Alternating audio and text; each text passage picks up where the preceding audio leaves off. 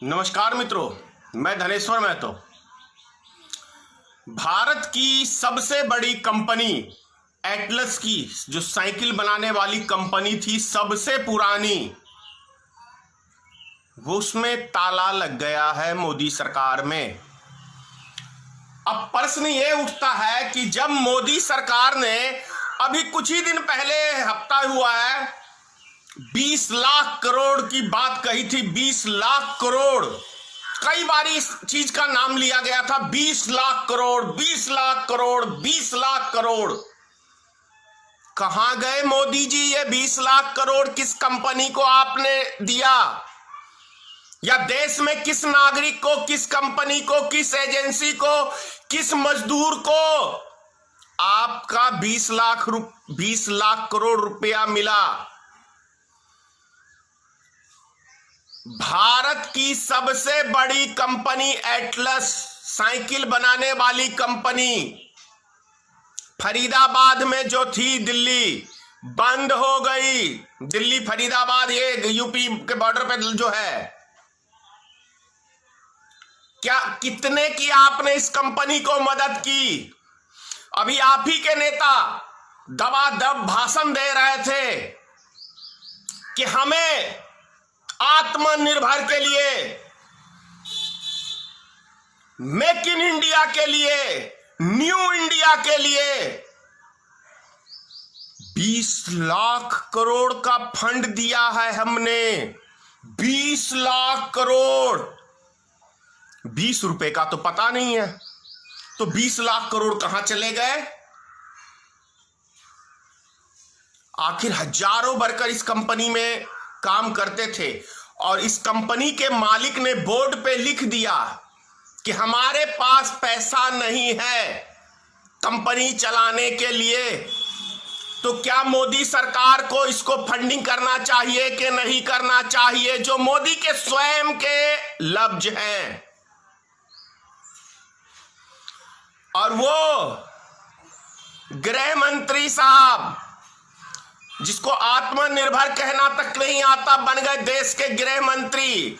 आत्मन भारत, आत्मन भारत, आत्मन भारत कहते हैं आत्मनिर्भर को। ये है हमारे देश के गृह मंत्री।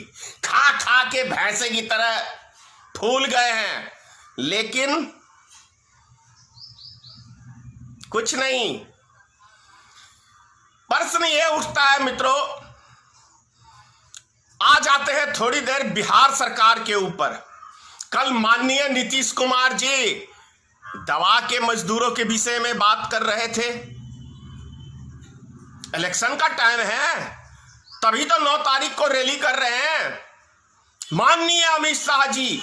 आखिर सोचने की बात है कि ये बिहार सरकार, माननीय नीतीश कुमार की सरकार, गरीब मजदूरों को बिहार में एंट्री देने तक की पाबंदी लगा दिया था इसी नीतीश कुमार की सरकार ने। हाथ खड़े कर लिए थे सुशील कुमार मोदी ने और नीतीश कुमार ने कि हमारे पास कोई पैसा नहीं है बिहार के मजदूरों को बिहार में लाने के लिए। और कल ये सफाई दे रहे थे कि हर मजदूर पे हमने 5-5 हजार रुपया खर्च किया। बेशर्मी की तो लग रहा है कि ऐसे इंतहा कर रखी है आप लोग ने।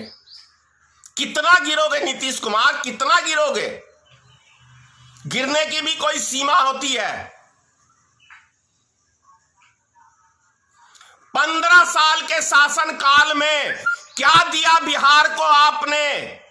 कितनी इंडस्ट्रियां लगाई, कितने आदमी को रोजगार दिया? जो कल आप रोजगार की बात कर रहे थे, देंगे आप आंकड़ा?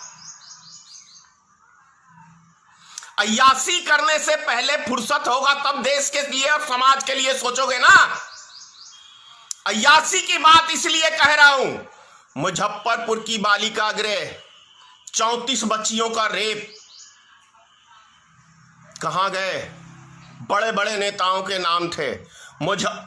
मधुबनी में, भागलपुर में, पटना में क्यों नहीं निष्पक्ष जांच हुई? इसलिए अय्यासी के लिए कह रहा हूं, क्योंकि ये नेताओं के ही काम हो सकते हैं। यदि नेता देश का ईमानदार होगा तो देश में प्रशासन ईमानदार होगा, सिर्फ दो व्यक्ति ईमानदार हो जाए इस देश में, एक नेता, दूसरा प्रशासन, तो एक छोटा सा भी क्राइम देश के अंदर नहीं हो सकता है। ये क्राइम होते हैं नेता और प्रशासन की मिली भगत से।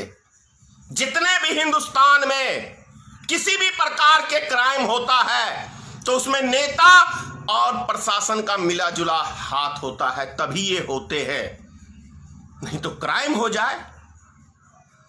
एक फिल्म की ही डायलॉग है कि यदि हमारा प्रशासन ईमानदार हो जाए तो मंदिर पर से एक चप्पल तक चोरी नहीं हो सकता। ये फिल्मी डायलॉग है, अच्छा है।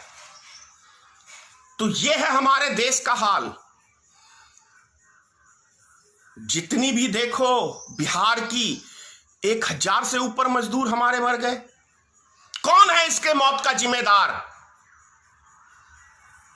भारत सरकार और राज्य सरकारें हैं इस मौत का जिम्मेदार। और आज जो आप टॉप 10 देशों में से 7वें स्थान पे भारत आ गया है कोरोना वायरस में, और बेशरम की तरह उनके मंत्री कंपटीशन लड़ रहे हैं, कंपटीशन कि हम कुछ देशों के मुकाबले में, मुकाबला चल रहा है क्या, वो नंबर 1 का ताज पहनने वाले हैं भारतीय जनता पार्टी की सरकार कोरोना वायरस में। ये मैं नहीं, ये उनके मंत्री खुद बयान दे रहे हैं कि कंपटीशन चल रहा है ना, तो कंपटीशन का तो मतलब यही हो गया कि हम नंबर 1 की ताज पहनने वाले हैं। गौ मांस विदेशों में जो सप्लाई करते हो मांस, उसमें नंबर 1 का ताज भारत ने पहना ना, भारतीय जनता पार्टी की सरकार में। और यही सरकार है जो गौ की रक्षक की बात करती है, लेकिन वास्तव में गौ की भक्षक तो ये भारतीय जनता पार्टी के सरकार है। तभी तो भारत नंबर 1 बना, तभी भारत नंबर 1 मुल्क बना गौ मांस सप्लाई में। और अभी गिरिराज सिंह का ही बयान था कुछ दिन पहले कि हम गौ पालन की फैक्ट्री लगाएंगे, बहुत पैसा है उसके अंदर। गिरिराज सिंह जो हिंदुस्तान पाकिस्तान की बात करता है, बार बार ही कहता हूं, भारतीय जनता पार्टी का मतलब हाथी के दांत खाने के और दिखाने के और। ये ढोल तो किसी और चीज का पीटते हैं, लेकिन भीतर से कुछ और ही काम इनका होता है। तभी तो पूरे भारत के अंदर एयर कंडीशन, सारे भारत में प्रत्येक जिला में भारतीय जनता पार्टी का ऑफिस बन गया। कहां से ये खजाना टूट पड़ा भारतीय जनता पार्टी के पास? कोई सदस्य जवाब देगा भारतीय जनता पार्टी कि कौन कौन फंडिंग करता है इनके लिए? कहां से इनके आलीशान दफ्तर बन गए? भैया 6 साल हो गए भारतीय मित्र पार्टी को, हमें तो कोई ऐसा महान व्यक्ति नहीं मिला जो लो नेताजी, और ना ही चाहिए, ना ही 2 नंबर आदमियों का पैसा चाहिए भारतीय मित्र पार्टी में। हम एक नई क्रांति की शुरुआत कर रहे हैं, और वो क्रांति है इस देश का गरीब मजदूर किसान। इनको जगाना भारतीय मित्र पार्टी का काम है, और इसके अंदर हम बहुत हद तक सफल हुए हैं, और बहुत जल्दी पूरे भारत में हम सफल होंगे। और तब भारतीय मित्र पार्टी का उद्देश्य पूरा होगा। भारतीय मित्र पार्टी का एक उद्देश्य है, हिंदुस्तान में गरीब मजदूर मिडिल क्लास ये चुनाव लड़ेंगे 90%। सिर्फ 10% पैसे वालों को अधिकार मिलेगा, 10%। 90% ये व्यक्ति जब पार्लियामेंट में पहुंचेंगे, गरीब मजदूर के बेटे, किसान के बेटे, तब ये अपने आदमियों का दुख दर्द समझेंगे। और जब तक उद्योगपति पार्लियामेंट में बैठेंगे, उद्योगपति राज्यसभा में बैठेंगे, एक भी गरीब मजदूर किसान का बेटा नहीं है वहां पे राज्यसभा के अंदर। इसीलिए गरीब मजदूरों को ये दिन देखना पड़ रहा है। तो ये मकसद है भारतीय मित्र पार्टी का कि भारत के अंदर 90% गरीब मजदूर किसान के बेटा पार्लियामेंट में पहुंचेगा, विधानसभा में पहुंचेगा। यह लड़ाई है भारतीय मित्र पार्टी की, ये लड़ाई है। और 40 करोड़ आदमियों को रोजगार छीनने वाले भारतीय जनता पार्टी की सरकार 40 करोड़ कितने लाख कंपनियों में 2.5 महीने में ताला लॉक किया है, जरा इसकी भी जानकारी मोदी जी। देश की जनता को जानने का अधिकार है, लेकिन यह चीज आप नहीं दे सकते हैं, यह चीज आप नहीं बोल सकते हो, क्योंकि जब 12 साल आप गुजरात के मुख्यमंत्री थे तो गुजरात में कभी सूचना अधिकार का प्रयोग की इजाजत नहीं दी थी। वही चीज अब देश के अंदर आप करने जा रहे हो। आज लोग सूचना मांगते हैं, किसी चीज की जानकारी मांगते हैं तो आप नहीं देते, क्योंकि इस देश के सबसे बड़े चोर भारतीय जनता पार्टी, और इन चोरों की दलाली करने के लिए, इन चोरों का रखवाला होने के लिए उसका एक व्यक्ति है श्री नरेंद्र मोदी। इन चोरों का रक्षक है श्री नरेंद्र मोदी, इन चोरों का रक्षक है अमित शाह। ये राहु केतु हैं देश के, इस देश के लिए, इस देश की बर्बादी के लिए ये राहु केतु है। ये राहु केतु इस देश की बर्बादी का जिम्मेदार ये मात्र 2 व्यक्ति है, 2 व्यक्ति। आज यदि देश के अंदर बेरोजगारी हुई है, आज यदि देश के अंदर कोरोना वायरस फैला है, आज यदि दुनिया के अंदर भारत का नाक कटाने का काम किया है, तो ये दोनों राहु केतु ने। और ये जो 56 इंच का ऐसे सीना दिखा के भाषण किया करता था, कभी नेपाल ने आंख दिखाने का काम किया? कभी इतिहास में। लेकिन मोदी सरकार में नेपाल भी आंख दिखा रहा है, नेपाल भी आंख दिखा रहा है। चीन ने बहुत सारी हमारी धरती सीमा के अंदर घुस गया है, और ये नपुंसक सरकार 56 इंच की बात करता है।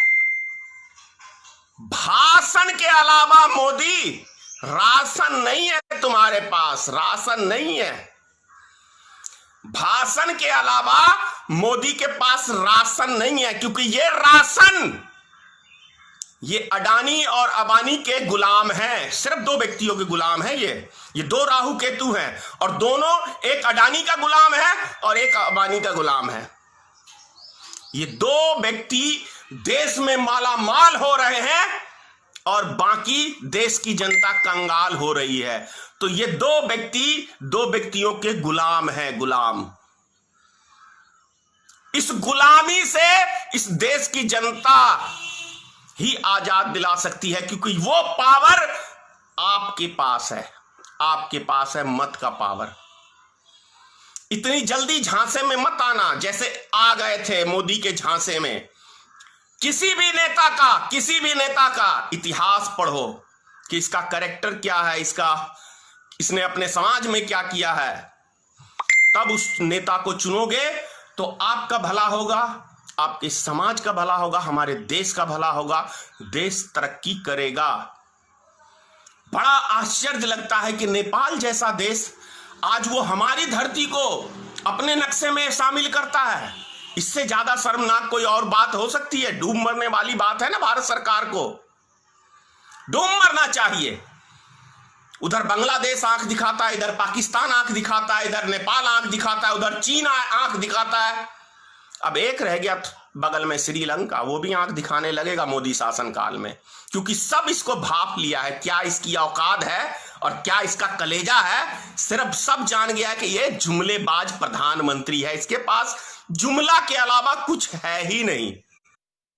इतिहास है ना, इतिहास है मोदी का घर छोड़ के भागने का। तो हो सकता है आज नहीं कल तो देश छोड़ के भाग जाए, या जिस तरीके से हिटलर ने स्वयं को गोली मारी थी उसी तरह से कहीं ऐसा ना हो कि 10 साल पूरा होते होते कहीं मोदी स्वयं को गोली मार ले। क्योंकि देश को बर्बाद कर चुका है नरेंद्र मोदी। यह कड़वी सच्चाई बता रहा हूं, हजम नहीं होगा अंधे भक्तों को। भद्दी भद्दी गालियां देना चालू है और चालू करेंगे, क्योंकि ये इनके संस्कार में है, इनके रगों में है। क्योंकि ये न्यू इंडिया में बदतमीज, गाली गलौच वाले सदस्य पैदा किए जाते हैं, इनको ट्रेनिंग दी जाती है। और भारतीय जनता पार्टी का जो आईटी सेल है, उसको सिर्फ और सिर्फ देश के हर विपक्ष के नेता को मां बहन करने के लिए रखा गया। ये नए संस्कार का भारतीय जनता पार्टी का एक निर्माण हुआ है। तो एक कहावत है, कबीर साहब कह के गए, बोए पेड़ बबूर का तो अंबा कहां से पाए। मोदी जी, अमित शाह जी, जो बोओगे वही पाओगे, ये संसार का नियम है। इसे कोई दुनिया की ताकत नहीं बदल सकती है, क्योंकि सच एक ऐसी चीज है कि आप लाख झूठ बोल लो, आज नहीं, कल नहीं, परसों, सच एक ऐसी चीज है कि धरती का सीना चीर के वो बाहर आता है। आज तक कभी सच्चाई को कोई दबा नहीं सका है। जय हिंद, जय भारतीय मित्र पार्टी, सीताराम, मां भगवती, मां जगदम्बे, मां दुर्गा हमारे देश की जनता की रक्षा करना माता। क्योंकि ये मोदी अमित शाह से कोई उम्मीद नहीं है मुझे, 1% भी नहीं है 100 में से। अब जय